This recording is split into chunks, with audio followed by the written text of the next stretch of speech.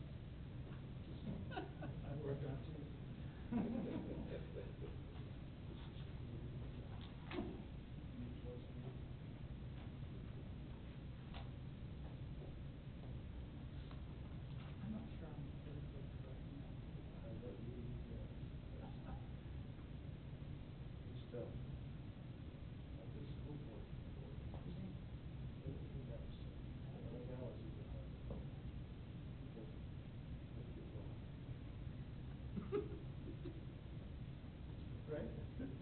Whether you are or not. I know it. I am on the wrong. Right.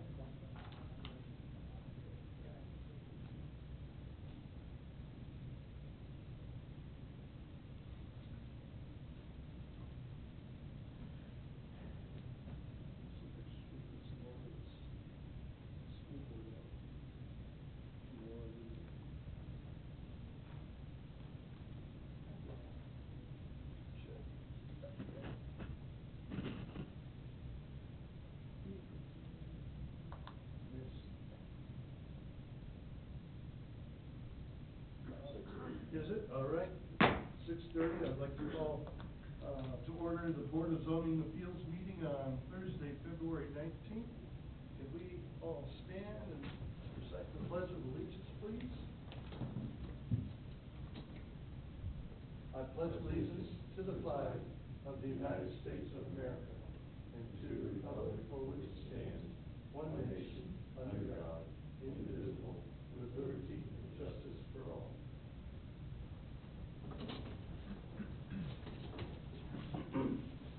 Okay, roll call of those up here. Colleen Marks here. Mike Hutton. Kip Wilbauer. Neil Wooden. Kevin King. And could we also introduce the staff?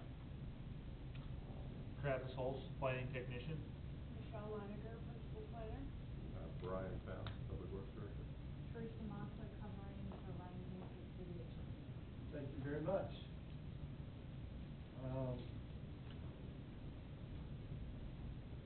We have a consent agenda or one item on that. Here, a motion for approval of that item on December 18th. Those minutes. I'll move to approve the meeting minutes as written. So your second. All in favor of the approval, say aye. Aye. All opposed, same sign. There is none, that passed. Okay, we're here on the regular agenda tonight for to consider variances from the Gardner Municipal Code, Section 18, to allow for a 4-foot side yard setback instead of 9, to allow for a 13-yard setback, rear setback instead of 25, and Section 18 to allow 14 foot between structures from the required 15-foot and accessory structure size, 35.45% instead of 33.33 as required. Yes, Michelle? Good evening, Michelle Leiner, Principal Planner. I'm just gonna go through, each of these variances and give you a brief summary, and then the applicant is here and they would like to give a presentation also. This is just to reference you where the subject property is located. It is outlined in blue. It's just south of, Main Street and west of Center Street. Here's a close-up of the property as it is, well, these are 2012 aerials, so as it was in 2012. Here's a close-up of the property. This shows most of the variances that are being requested tonight. The green box labeled proposed structures where the applicants are requesting to be able to build their accessory garage. They're requesting a 5-foot or 4-foot side yard setback, which is shown in red, and the code requires a 9-foot side yard setback. Additionally, a rear yard setback code requires 25-foot. The applicants are requesting 13 feet. Demonstrated on here. The proposed structure is actually to scale versus on this diagram. Everything's to scale. So this is roughly what you would see for a footprint on the property if the variances are granted. I didn't put the distance between the structures on there because it's 1 foot, and at this scale it's really visually not very helpful. They are requesting, in order to construct a 24 by 32 foot accessory garage, that equals 768 square feet. The first variance I'm going to talk about is the side yard setback. Again, the red line shows the requested variance for the setback, and the purple line shows the required 9-foot side yard setback. Staff feels that the garage could be shifted to the west in order to meet the side yard setback, and that no hardship was demonstrated in order to justify this variance. I'm going to talk about the rear yard setback and the distance between the two structures together. They kind of go hand in hand when you talk about an accessory structure over 250 square feet. All accessory structures are required to be set back 15 feet from the principal structure. But when you get into an accessory structure over 250 square feet, that structure then has to meet the rear yard setback the same as the principal structure. And that's when you get it in a situation where, as diagrammed, this is also in your staff report, based on the dimensions of this lot, that hashed area is where the applicants could build an accessory structure and meet all of the setbacks. This is actually about 11 feet deep, and obviously rather wide. Couldn't physically put a structure in there that would be usable for an vehicle. Paired together, these standards don't really work. This would be a situation on most properties in the R1 and R2 districts. This property is, with counting half of the alley, 128 feet deep. Roughly between 120, 140 feet deep is usually what you see standard lots. Some are narrower, some are deeper. You don't see that too often. So realistically, you're going to see this situation over and over and over again for people who are wanting to build those accessory structures that are larger. To together, staff felt that, those standards did create a hardship. While they're not specific to the property, they're specific to, basically R1 properties and R2 properties. This is definitely something that we would fix and code rewrite. We'll have an update of that later.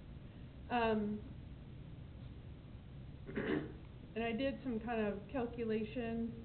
In this situation, in order for them to be able to build the structure that they are wishing to build in the size that they are wishing to build, the rear yard depth, which means the yard that's behind the rear plane of the structure, that would be required to be 72 feet deep. With a modest house size and a front yard setback, the lot would have to be almost 150 feet deep in order to have this situation meet code as far as depth. Again, this is not a typical depth for a lot. Most newer construction provides for attached garages. You're not, I'm not going to say it's never going to happen, but you're less likely to see this similar situation in the subdivisions that were created in probably the last 20, 25 years because of that. Being that this property is in some of the older areas of town, a lot of them don't have garages, and they're going to be in this situation where they're not going to be able to fit a garage on the property.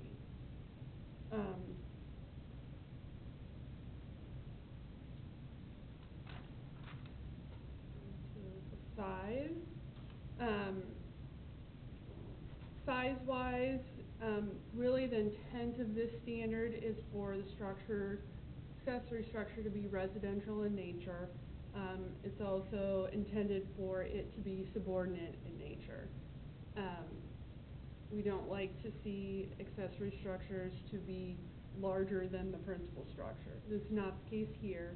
There's also a standard in the code that limits an accessory structure to 1,000 square feet maximum, but the code outlines that it can't be greater than 1/3 of the size of the habitable living area of the resident.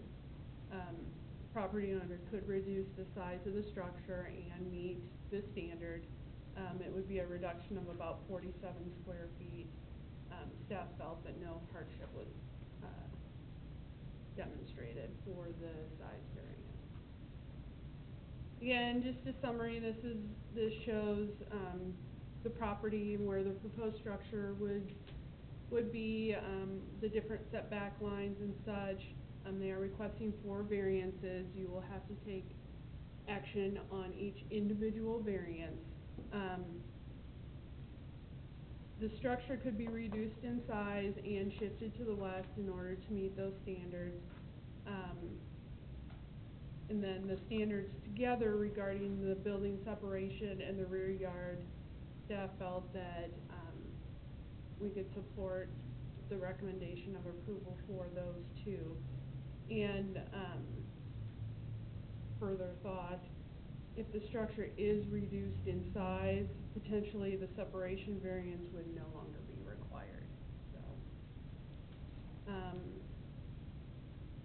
So through each item, staff recommends denial of the variance to reduce the required 9-foot side yard setback to 4 feet.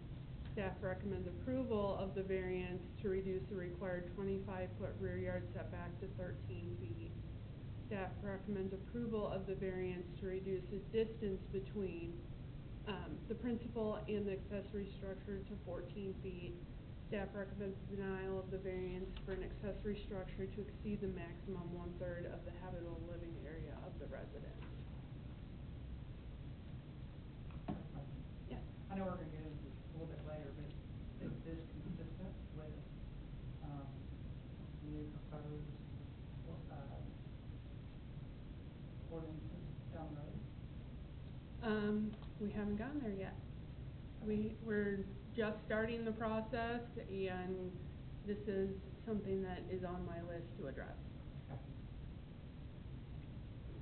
Questions for Michelle at this time? Okay, thank you.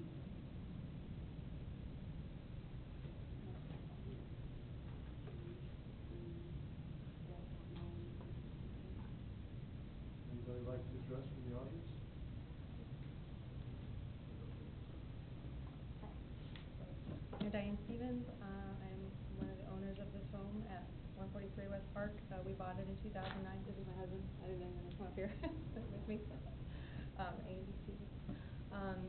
It was a HUD foreclosure home, and we bought it as a family home so that we could rehabilitate it, so that we could add to the livability of the neighborhood. I grew up in Gardner, and I really liked this neighborhood, so I wanted to make some improvements on it.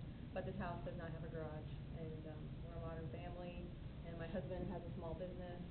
It requires some garage storage in addition to the storage of a 20-foot working van, and so it's another reason why we really need garage storage on this property. So we like to complete this construction because we want to continue to invest in the home and the neighborhood, and to increase our personal and business storage. With regards to the 9-foot setback on the west side, or on the east side, excuse me, our request for a 4-foot is owing to the fact that we can't shift the driveway between the property line and the home because there's no room to move the driveway between the property line and the home. And if we do shift the driveway just before it enters the garage, we have a 45-degree acute angle, which makes it almost impossible to pull a 20-foot van into the garage. We wouldn't be able to make that turn. So it does make it impossible for us to use it for our purposes. Thank you. And also recent variances have been granted in our neighborhood, specifically at 111 West Park. There was a variance granted for a side yard setback of 1 foot. So I feel like there's a precedence there, and I feel like we're definitely not at the 1-foot line either. And furthermore, if the code's going to change in 18 months or so, then we would like to be able to take advantage of future codes that might be more lenient. With regard to the total size limit of 33% of the habitable living space, our design is 35.45% of the habitable living space. It's not that much, it's about 2.45% difference. The extra space is required, of course, to secure our business equipment. It's about $8,000 worth of equipment in addition to our personal vehicles. Also, other garages on our block are sized at between 45% and 74% of the total habitable space of the homes. So we are much closer to the guidelines than most of the garages in our neighborhood. So there's also a precedence that exists for that. We made a lot of progress already on the home, and we want to keep making some progress to make it usable and livable and increase its market value and the property values for our neighborhood. So we'd like to go ahead and build this garage the way it's designed. And Andy's got a few things that he drew up to show the difference between the square footage and also the angle of the driveway if the 9-foot setback is enforced. And on the size of the things based on habitable space, I know it's not habitable space, but if you look at I don't know if it shows a picture, if we've got a picture anywhere that shows the outline. I think it's in y'all's packet. You can see where the house kind of juts out to the east up towards the front there. We have about a 6 or a 7 foot deep, porch around the entire, most of the side and most of the front there. You can see. I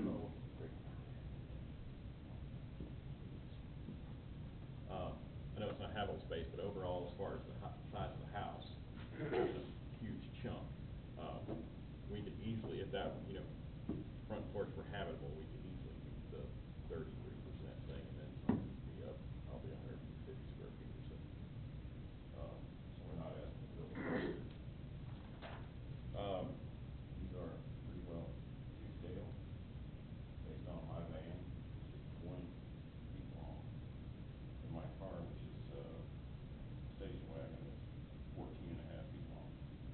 So I'm pretty good with the van, but it's got a 55-foot turning radius, like a boat. I don't know if I can get it into the space if it's 9 feet over. On this previous one here, you can see this little dark spot right here is the stairwell going down to my basement. I would rather not park my van in that space accidentally, but I have a feeling if I get that 9-foot setback from the fence, that's where I'm going to end up, just making this turn. I've got to turn, why couldn't you put a door on the alley? Well, that open space beside the house, I have a hard time making it in there just as it is. I used to have to back up several point turns just to get in. The car with the 9-foot setback, I don't think it's going to make the turn either, because by the time you get out the door,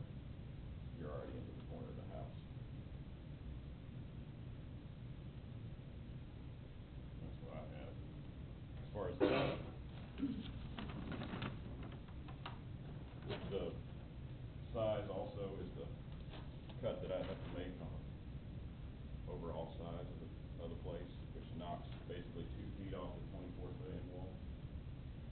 So I've basically drawn it out here. I'll hand this to you guys too if you want to look it over. Got the van in there, car in there, open space to pull the van forward because it's got back doors that open for load out. Side doors will extend into this space. I currently have one motorcycle and have sold my other one and am looking for another one. So there's 2 motorcycles and my daughter's motorcycle. Work table, toolbox that I have in storage right now because it won't fit anywhere that I've got. It weighs about 1,000 pounds. Garden stuff, engine hoist, implements, and the rest of my stuff is just backup space for my equipment that goes in the van sometimes. But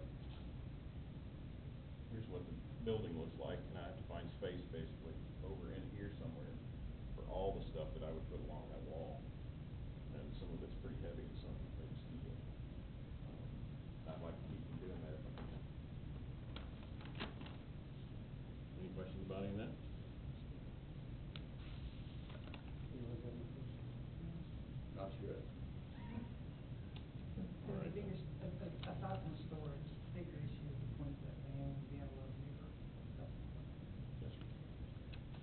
Well, I mean, I can't discount the storage either, really. I mean, this is just drawn out with just basic stuff. I've got a bit more stuff that I'm storing in the basement of my dad's house in Arkansas and that kind of stuff.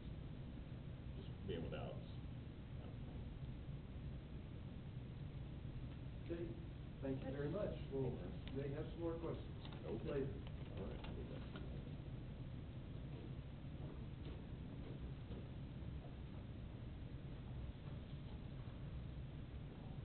We shall close this part of the hearing, of this meeting. We just Yes. close this part? Need a motion Is and there a a motion second. to close this section? I'll make a motion to close it. Do I hear a second? I'll second it. And then all those in favor? Aye. All those opposed, same sign, motion carries. Now, we've discussed this amongst ourselves, and if we have questions, we'll call people to the forward. Michelle? One of the comments in the presentation had to do with precedent on other properties for a 1-foot setback. Can you comment for that? Yeah, I mentioned it in your staff report under the first section, the side yard setback, number 1, the 3rd paragraph. In 2009, down the street, a few houses, there were some variances granted to permit an accessory structure there. Kind of right behind your house, isn't it? That's the second house up here, isn't it? Second house you turn in. I think it's this, I was yeah. here on that variance. Might have been 2 That- years ago. What we asked for on that variance, when the people were here, and the way that was put in, are 2 different things. Because I asked, when the people that built that house, I asked them about the soffits, I asked them about the guttering, about the water runoff. I asked them several questions, and as you go look at that place over there, it's built higher than they said it was gonna be built. There's no soffit on it, there's no guttering on it. There's a whole lot of things that I brought up that, of course, you know, when we gave it to them, then it completely went the other direction. So, you know, that's kind of a sour note and left on me ever since we've done that, or ever since I've done that, let's say that. And I'll take some more onto that, doing some permit history research. From what we can determine, most of the larger accessory structures that were built I just looked at that block. Most of them were either built, either before the zoning code, built without a permit. The one at 111 West Park Street never received a final inspection. Essentially because of that. I don't know. So, I would say many of what you see out there today happen without permit. Yeah, there's one that's up the street that I'm sure didn't get a permit, that maybe it's probably what you're talking about. It's almost I mean, I'm not knocking anything, but it's almost a barn next to the house. And, that's, that's one of them, of course, at that time, nobody's, I guess you might say nobody's watching maybe, and somebody takes advantage of the situation or anything like that. Because that's completely out of proportion to everything that should be in there. Most of them homes, that's kind of the oldest part of Gardner. Well, really, there's, everybody, if anybody's lived here any amount of time knows how the old part of Gardner's set up. And those houses are all built around 1900, or there's more built before World War II, probably around World War I sometime. So they're built on small lots. A lot of them houses were moved. That's how people, they used to move them like they moved trailers. They used to load them up and move from one lot to the next. Mr. Wood, do you have additional questions? No, I don't have anything.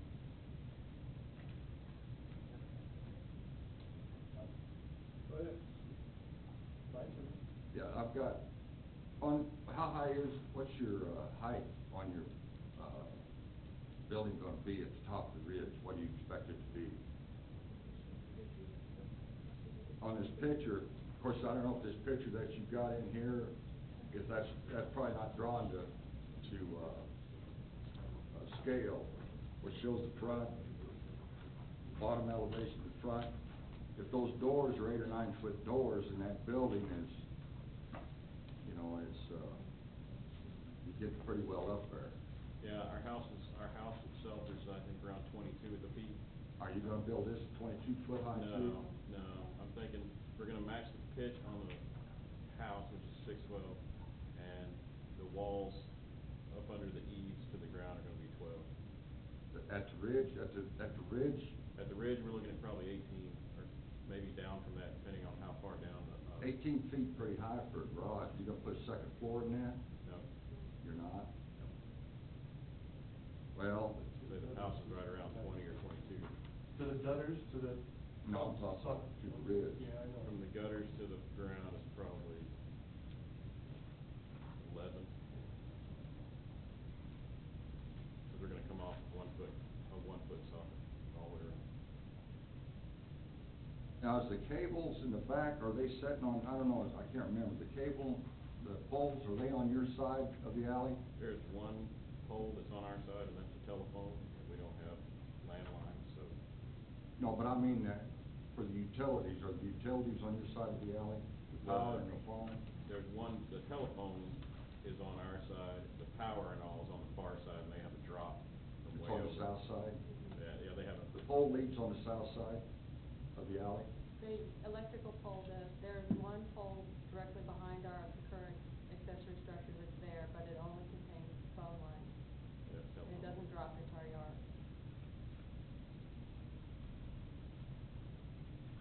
Is there, I know that you've got that as a 2.5 car garage, and I realize that you'd like to have the excess, you'd like to have all the space that you could possibly have. Yes. But, how, are you gonna pour concrete clear across the front of that? It's gonna sit on. Is it gonna be from one end to the other end?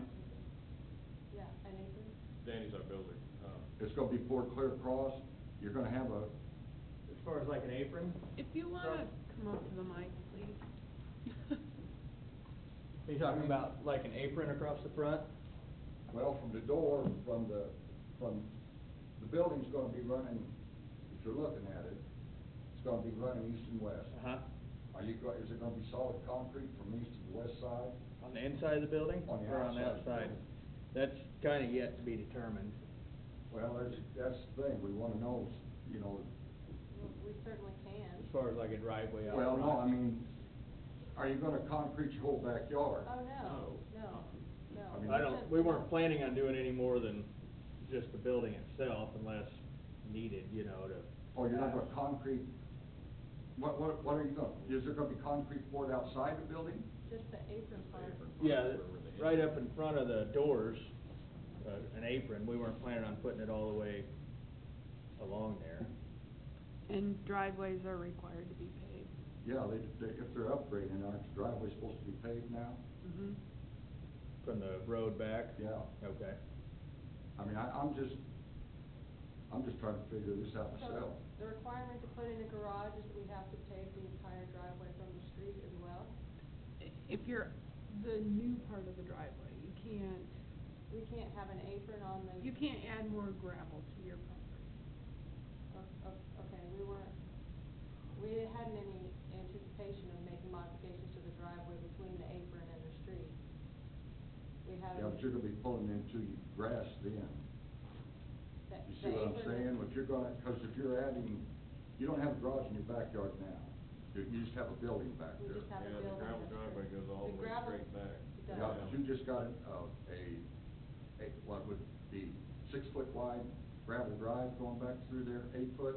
Well, it winds up to about 8 or 10 back to back there. next Well, to that's that not wide section. enough to go into both garage doors then. Correct. So. So if you add, and that's what I don't think in the city now, I don't think you can add gravel. So if we were to go in and put a 10 by 20 pad outside those doors for an apron, that'd be I think you sufficient? gotta pour, I don't know, but I think you have to pour concrete from the, I think you have to pour concrete from the road, from the street, clear back to the building now. If it's an upgrade? We wouldn't we wouldn't let them add new gravel, so anything out front, if the current gravel meets it, that's fine, but if you're having to extend it further into the yard or such, So we just need to pour an apron over to the existing gravel driveway, more or less? yeah, you can't add new gravel or new driveway I think that's that's gravel. Yeah, that's totally within range of what we're expecting. But if we're having to pour Yeah, but each you're sheet of gonna- driveway or whatever it is across there, that's a different story. Yeah, but I think, they're just talking about pouring that pad out front. And if you're, to turn around, you're gonna have some type of, semicircle, some way to go from that second garage Is that your drawing? back up to. Oh, they're still You up can, here? you have there's a clicker up there, if you want. Can you fire that back up? Yep. There's his name on You it. say from here, you're gonna have to back basically out, there's not gonna be enough room to turn this way. and That's then if I don't pull get in the on. line put on the side. See on that west garage door that you have right there, you're gonna have to, you can't put any gravel to that west garage door then. Okay. I mean, isn't that right with the city? Yes, You you can't can't add install- any, if that's- there's gravel access to that area now, that can remain, but you can't add gravel to get there. That's not a problem. Right. We were planning on doing some sort of apron out here, it's just, you know, if it needs to drift over. Yeah, but he kinda hung Yeah. himself here just a minute ago when he was showing the van and the car, how they was gonna be pulling in. You kinda, you know, how you was showing your van and your car sitting outside, that's not, you're gonna have, well, you're gonna have to pour concrete back that far. And I think we're expecting to pour concrete there where there's not currently gravel. But I don't believe that there was any expectation that we would pour a whole new driveway to the street. And this is exactly, I was just gonna say, Well, see, if you got this, I don't know, if you, but like, right now, the driveway comes in like this, and this is gravel. Here's the second garage over here. They're gonna have to pour gravel, or pour concrete out like this. it may not be that far away, because here's one, here's two, and. This is setting over. Right. And they're already, so if it comes up to here, they're gonna have to pour concrete. Is it 9 to the side or 4 to the side? Our goal is 4. They're Okay. asking for 4, Yeah, so- code says 9. Right,